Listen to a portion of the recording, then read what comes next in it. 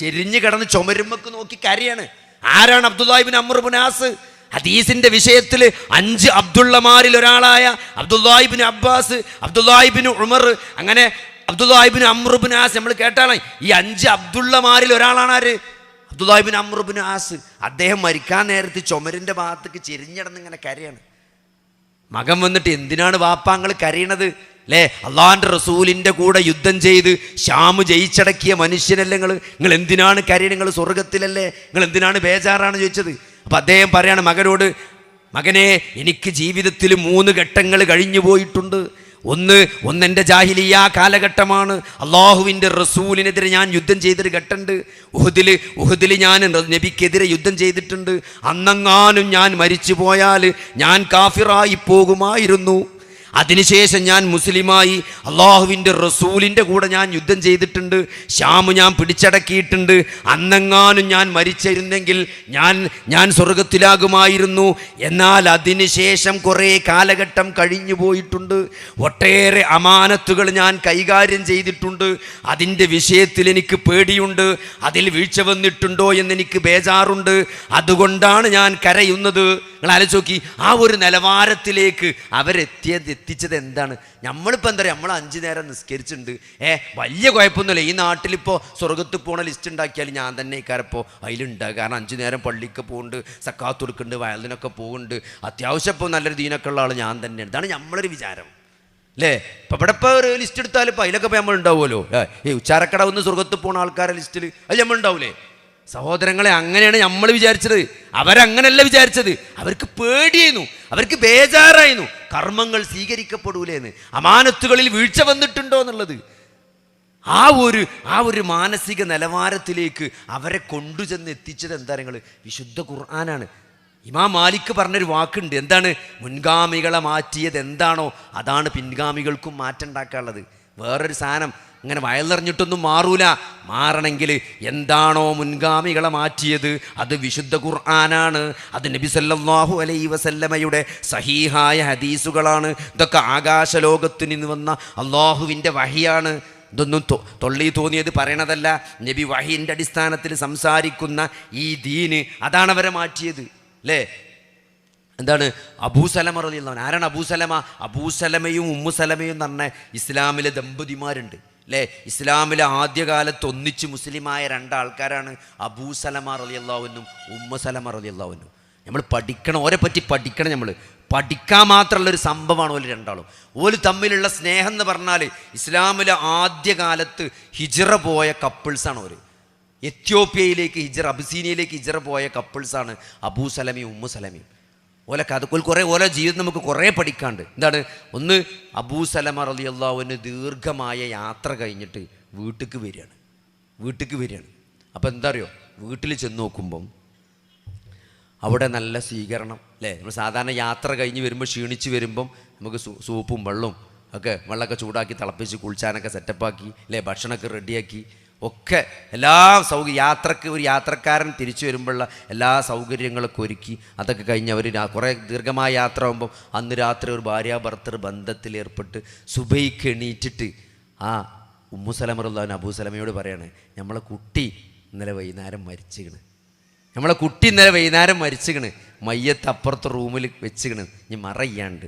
ഞങ്ങൾ വന്നപ്പം പറയാൻ എന്താ അറിയോ, നിങ്ങൾക്കൊരു വിഷമം വേണ്ട, ഇനിയിപ്പോൾ യാത്ര കഴിഞ്ഞ് വരില്ല, എന്തായാലും മറയ്യണം, നേരം വെളുത്തിട്ടല്ലേ മറയുള്ളൂ, അതുകൊണ്ട് പറയാതെന്നതാണ്. ആർക്ക് പറ്റും സഹോദരങ്ങളെ? അതാണ് ഈ കുട്ടി മരിക്കുക എന്നുള്ളത് എന്തല്ല ഒരു ദുരന്തമല്ല സഹോദരങ്ങളെ. ഒരു കുട്ടി മരിക്കുമ്പം ഒരു മാതാപിതാക്കൾ ആ എന്താണ് വിരഹത്തിൽ വേദനിക്കുന്ന ആ മനസ്സിൽ നിന്ന് അൽഹംദുലില്ലാ ഇന്നാ ലില്ലാഹി വ ഇന്നാ ഇലൈഹി റാജിഊൻ എന്നൊരു വിശ്വാസിക്ക് പറയാൻ സാധിച്ചാലേ അള്ളാഹ് പറഞ്ഞെന്താ അറിയാം, മലക്കിനോട് പറയുന്നതാണ്, ബൈത്തുൽ ഹംദ് എന്ന് പേരിട്ട് സ്വർഗത്തിൽ ഒരു പെരണ്ടാക്കിയിട്ട് അത് രജിസ്റ്റർ ചെയ്ത് കൊടുത്തലാന്നാണ്. ഈ രജിസ്ട്രേഷൻ തന്നെ പേരടക്കം കിട്ടുന്നതാണ്.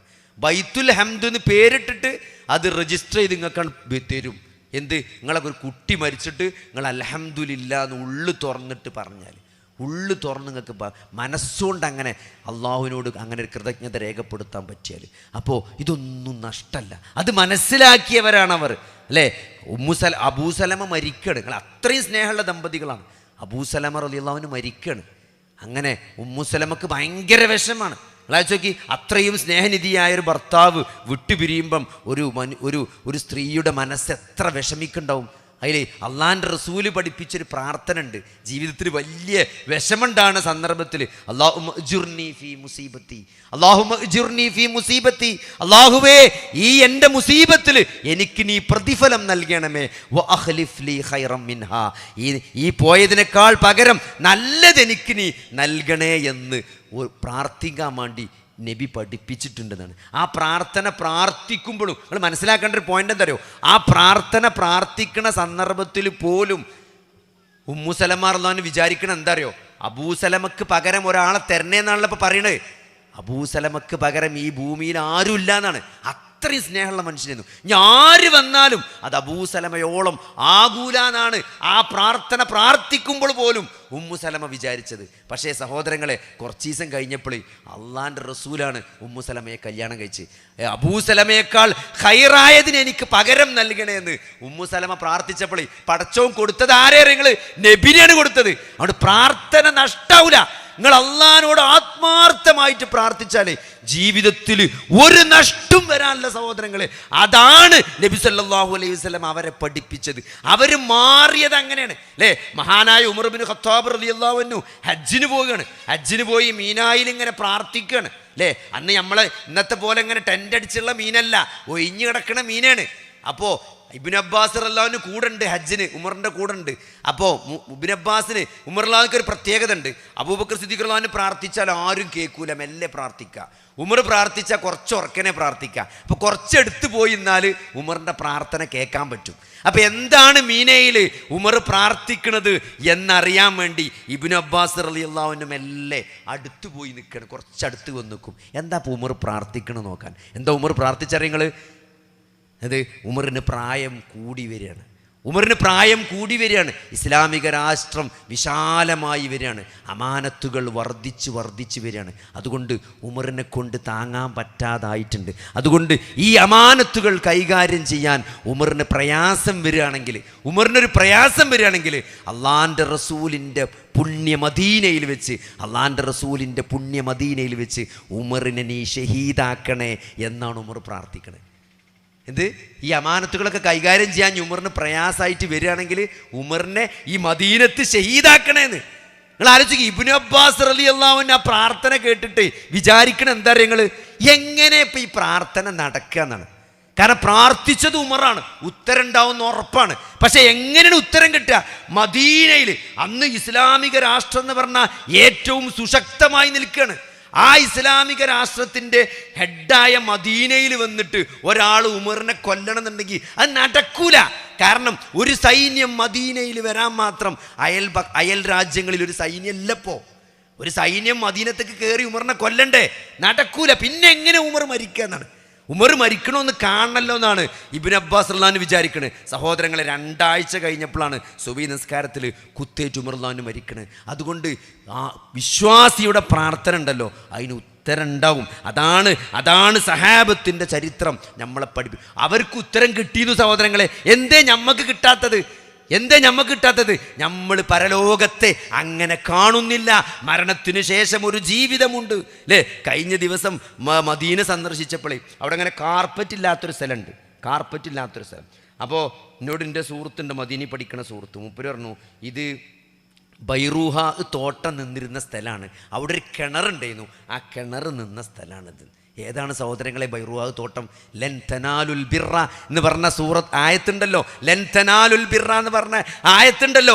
ആ ആയത്തിൽ അള്ളാഹ് പറയാണ്, നിങ്ങൾക്ക് ഇഷ്ടപ്പെട്ടത് അള്ളാഹുവിൻ്റെ മാർഗത്തിൽ ചെലവഴിക്കുന്നത് വരെ നിങ്ങൾ വിശ്വാസികളാകുകയില്ല എന്ന് ആയത്തിറങ്ങിയപ്പോൾ സഹോദരങ്ങളെ, അബൂ ദർദാ റളിയല്ലാഹു അൻഹു തൻ്റെ ഏറ്റവും പ്രിയപ്പെട്ട മദീന പള്ളിയോട് ചേർന്ന് നിൽക്കുന്ന ബൈറൂഹ തോട്ടമുണ്ട്. നിറച്ച് ഈത്തപ്പനയാണ്, നല്ല വെള്ളമുള്ള കിണറാണ്, നല്ല തണുപ്പാണ്. സഹാബത്ത് പള്ളിയിൽ നിന്ന് നബിയും സഹാബത്തൊക്കെ ഇടയ്ക്ക് അതിൻ്റെ ചോട്ടിൽ പോയി ഇരിക്കുന്നതാണ്. അങ്ങനെ ഒരു പാർക്ക് മാരിത്ത സ്ഥലമാണ്. ആ തോട്ടം അള്ളാൻ്റെ മാർഗത്തിലാണ് കൊടുക്കണം, നബിക്കാണ് കൊടുത്തേക്കാണ്, ദീനിക്കാണ് കൊടുത്തേക്കാണ്. എന്ത്? ഈ ആയത്തിറങ്ങിയപ്പം നിങ്ങൾക്ക് ഇഷ്ടപ്പെട്ടത് നിങ്ങൾ അള്ളാഹുവിൻ്റെ മാർഗത്തിൽ ചെലവഴിക്കുന്നത് വരെ നിങ്ങൾ വിശ്വാസികളാവില്ല എന്ന് പറഞ്ഞപ്പോൾ നമുക്ക് എന്താ സ്ഥിതി അല്ലേ? ചാരക്കടവിൽ ഈ റോഡ് സൈഡിൽ 5 സെൻറ്റ് സ്ഥലമുണ്ട്, നിങ്ങൾ കൊടുക്കോ സഹോദരങ്ങളെ പള്ളിയേക്ക്? നമ്മൾ എന്തൊക്കെ കൊടുക്കാൻ പറ്റാതെക്കാം, എന്തൊക്കെ കാരണമുണ്ടോ അതൊക്കെ പറയും. അത് ഇൻ്റെതല്ല, എൻ്റെ പെണ്ണുങ്ങൾ അമ്മോൻ്റെവും കൂടിയാണ്. എന്നാൽ പിന്നെ കൊടുക്കണ്ടല്ലോ അല്ലേ? നമ്മൾ പള്ളിയൊക്കെ സ്ഥലം ചോദിച്ചാൽ പറയുന്നത് ആ സ്ഥലത്ത് നിന്ന് ഇപ്പം എങ്ങനെ തരും, അതിപ്പോൾ എനിക്ക് താല്പര്യമുണ്ട് തരാം, പക്ഷെ എന്താ പറയുക, അത് ഞാൻ എൻ്റെ മാത്രമല്ല എൻ്റെയും പെണ്ണുങ്ങൾ അമ്മോൻ്റെയും കൂടിയാണ്, മോന് നമ്മൾ താല്പര്യമില്ലാത്ത ആളാണ്, അതുകൊണ്ട് തരൂല. സഹോദരങ്ങൾ, ഇതൊക്കെയാണ് നമ്മൾ ഇത് ആയത്തിറങ്ങിയപ്പോൾ കൊടുക്കാണ്. അതാണ് അവരുടെ മനസ്സ് അല്ലേ? അതാണ് അവരുടെ മനസ്സ്. എന്താണ് നബി സല്ലല്ലാഹു അലൈഹി വസല്ലമ ഒരു അതിഥി വീട്ടിൽ വരികയാണ് അല്ലേ? അല്ല, ഒരു അതിഥി പള്ളിയിൽ വരികയാണ്. അപ്പം അയാൾക്ക് ഒരു താമസം അറേഞ്ച് ചെയ്ത് കൊടുക്കണം. ആര് കൊണ്ടുപോകുന്നാണ്? ആര് കൊണ്ടുപോകും? അപ്പം നബി സല്ലല്ലാഹു അലൈഹി വസല്ലം അങ്ങനെ ചോദിച്ചു, ഇന്നിപ്പോൾ ആരാ ഇയാളെ വീട്ടിൽ കൊണ്ടുപോയി സൽക്കരിക്കുക? അബൂ അയ്യൂബുൽ അൻസാരി റളിയല്ലാഹു അൻഹു പള്ളിക്ക് നിൽക്കുന്ന ആ മൂപ്പരുന്ന ഒരു ഗസ്റ്റ് ഉണ്ട് നമുക്ക്. ഇന്നത്തെ പോലെ ഇന്നിപ്പോൾ എന്താ വെച്ചാൽ നിങ്ങൾ ഇവിടെ എവിടെയെങ്കിലും കുടുങ്ങിയാൽ നിങ്ങൾക്ക് കുറച്ച് അപ്പുറത്ത് വന്നിട്ട് പോയാൽ ലോഡ്ജ് കിട്ടും, നമുക്ക് ഓടി ലോഡ്ജ് കിട്ടും. പണ്ടത്തെ കാലത്ത് ലോഡ്ജില്ല. അപ്പോൾ ഒരു യാത്രക്കാരൻ, അതുകൊണ്ടാണ് യാത്രക്കാരൻ നമ്മൾ എന്ത് ചെയ്യണ്, നമ്മൾ അതിഥിയായി കൂട്ടി ഓനെ നമ്മൾ സൽക്കരിച്ച കൂലി ഉണ്ട് എന്ന് പറഞ്ഞാൽ അതുകൊണ്ടാണ്. കാരണം യാത്രക്കാർക്ക് വേറെ ഓപ്ഷൻ ഇല്ല അന്ന്. അപ്പോൾ അതുകൊണ്ട് ഈ യാത്രക്കാരൻ ആരാ വീട്ടിൽ കൊണ്ടുപോയി ചോദിച്ചു. അപ്പോൾ അബൂ അയ്യൂബുൽ അൻസാരി റളിയല്ലാഹു അൻഹു ആ യാത്രക്കാരനെ വീട്ടിൽ കൂട്ടിക്കൊണ്ടുപോവാണ്. വീട്ടിൽ കൂട്ടിക്കൊണ്ടുപോയിട്ട് പെണ്ണുങ്ങളോട് മേൻ ചെന്നിട്ട് പറഞ്ഞത്, അന്ന് ഫോണൊന്നുമില്ല, മറ്റേ നമ്മളാണെങ്കിൽ ഒരു ചങ്ങായി ഒപ്പം കൂടിയാണ് എന്തായാലും തിന്നാണ്ടോ വയ്ക്കും അല്ലേ? അങ്ങനെ നമ്മൾ പറയാം, അപ്പോൾ ഫോൺ വിളിച്ചിട്ട് അല്ലെങ്കിൽ മെസ്സേജ് അയക്കും, ഒരു ചങ്ങായി വരുന്നുണ്ട് എന്തെങ്കിലുമൊക്കെ ഉണ്ടാക്കാറിട്ട്. ഇതങ്ങനല്ല, ഇത് പെരയിൽ ചെന്നിട്ടാണ് കാണുള്ളൂ. പെണ്ണുങ്ങളോട് പറയാണ്, എന്താ അപ്പോൾ ഇവിടെ ഉള്ളത്? അപ്പോൾ പറഞ്ഞു, കുട്ടികളൊക്കെ തിന്ന് കടന്നുകണ്, നമുക്ക് രണ്ടാക്കുള്ളത് മാത്രമേ ഉള്ളൂ ഇവിടെ, ഇനിയിപ്പോൾ എന്താ ചെയ്യുക?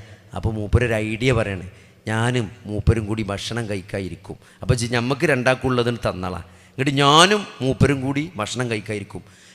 കഴിക്കാൻ തുടങ്ങുന്നതോടുകൂടി ഞാൻ വിളക്കാണ്ട് ഊതും. കഴിക്കാൻ തുറക്കുന്നതോടുകൂടി ഞാൻ എന്ത് ചെയ്യും? ഞാൻ വിളക്കണ്ട് ഊതും. പിന്നെ ആരാ തിന്ന് മനസ്സിലാവില്ല, നമ്മൾ തിന്നാന്നാൽ മതിയല്ലോ, മൂപ്പരാണ് തിന്നോളൂല്ലോ, അപ്പം മൂപ്പർക്ക് പള്ളറിഞ്ഞോളൂല്ലോ. അങ്ങനെ ചെയ്യാൻ തരാം. അങ്ങനെ രണ്ടാളും പ്ലാൻ ചെയ്ത് സെറ്റാക്കിയിട്ട് എന്ത് ചെയ്യും? അതിഥിനെ വിളിച്ച് ഭക്ഷണം കഴിക്കാതിരിക്കും, തിന്നാൻ തുടങ്ങുമ്പോൾ വിളക്കണ്ട് ഊതും. നബി സല്ലല്ലാഹു അലൈഹി വസല്ലമയാണ് ആളെ പറഞ്ഞയച്ചത് അല്ലേ? നബിക്ക് വഹി കിട്ടുകയാണ്, പടച്ചോൻ വഹി എത്തിച്ചു കൊടുക്കുകയാണ്. ഇന്നലെ അബൂ അയ്യൂബുൽ അൻസാരി കൊണ്ടുപോയ ഒരാളെ അബൂ അയ്യൂബുൽ അൻസാരി ഇങ്ങനെയൊക്കെയാണ് കാട്ടിയതെന്ന് പടച്ചോന് വഹി കൊടുക്കുകയാണ് നബിക്ക്, വളക്കൂതിക്കാണ്ട് നല്ലോണം തീറ്റിച്ചിക്കണെന്ന്. അങ്ങനെ പിറ്റേന്ന് പള്ളിയേക്ക് വരുമ്പോൾ നബി സ്വല്ലല്ലാഹു അലൈഹി വസല്ലം പറയാണ് അബൂ അയ്യൂബുൽ അൻസാരിനോട്, എന്തറിയോ, അള്ളാഹു അർശിൻ്റെ മുകളിൽ നിന്ന് ചിറിച്ചു എന്നാണ്. അള്ളാഹു അർശിൻ്റെ മുകളിൽ നിന്ന് ചിറിച്ചു എന്ന് അബൂ അയ്യൂബ് അൻസാരി കാണിച്ച് കണ്ടിട്ട്. സഹോദരങ്ങളെ, അതാണ് അവർ അതിനൊക്കെ യാഥാർത്ഥ്യ ബോധത്തോടു കൂടി അതിനൊക്കെ കൂലി കിട്ടും എന്ന ബോധത്തോടു കൂടിയാണ് അവർ ദീനിനെ കണ്ടത്. നമ്മളെന്താ പറയുക, നമുക്ക് ഇതിലൊന്നും ഒരു ഉറപ്പില്ലാത്ത കളിയാണ് നമ്മൾ കളിച്ചുകൊണ്ടിരിക്കുന്നത്. അതുകൊണ്ട് അത് മാറ്റി വെക്കണം, യഖീന് വേണം.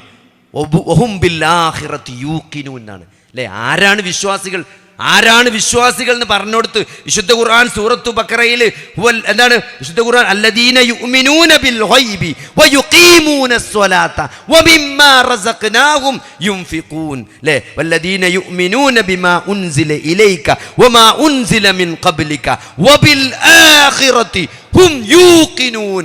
അവർ പരലോകത്തിൽ ദൃഢമായി വിശ്വസിച്ചിരുന്നു. ആ യഖീൻ എന്താ സഹോദരങ്ങളെ നമുക്കില്ലാതെ പോയത്?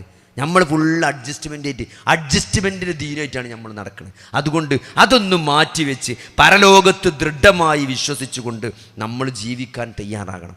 നോമ്പ് വരാൻ പോവാണ്.